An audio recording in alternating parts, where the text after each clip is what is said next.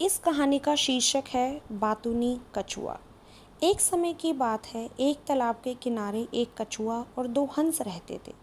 कछुआ बहुत बातूनी था और बिना थके बोलता जाता था।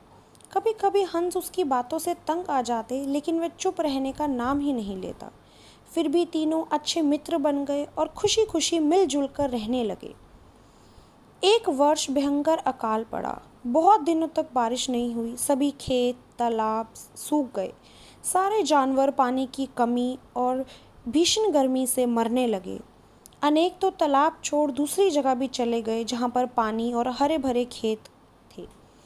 तीनों मित्र ने भी तालाब छोड़कर कहीं और जाने का फैसला किया, लेकिन यह आसान नहीं था। हंस तो उड़कर जा सकते थे, मगर कछुआ कैसे जाता? उसे तो दूसरी जगह पहुंचने में बहुत समय लग जाता। तीनों ने इस विषय पर बहुत सोचा।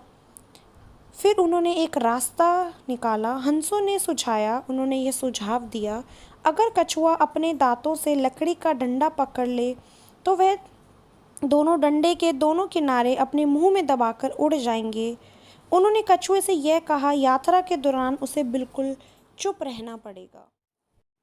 कछुए ने हंसों को वचन दिया कि वह पूरे रास्ते नहीं बोलेगा। जब जान पर बात आ जाए तो सब कुछ करना पड़ता है। एक सुबह उन्होंने तालाब से जाने का विचार किया।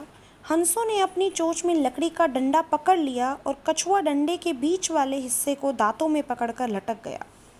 हंस बहुत ऊंचे उड़ते हुए पहाड़, खेत, मैदान के ऊपर से जा रहे थे। जब वे एक गांव से गुजरे तो वहां के लोग हैरान रह गए। ऐसा दृश्य उन्होंने कभी नहीं देखा था। उन्होंने तालियां बजाना शुरू कर दिया और ज़ोर ज़ोर से शोर मचाने लगे। यह सब देख सुनकर कछुए को गुस्सा आने लगा। उसे लगा कि उन्हें चुप कराने के लिए उसे ही कुछ करना होगा। जैसे ही कुछ करने के लिए उसने अपना मुंह खोला, डंडे पर वह उसी पकड़ छूट गई। वह धड़ाम से धरती पर जा गिरा। किसी ने सच ही कहा है, जब आवश्यकता हो तभी बोलना चाहिए।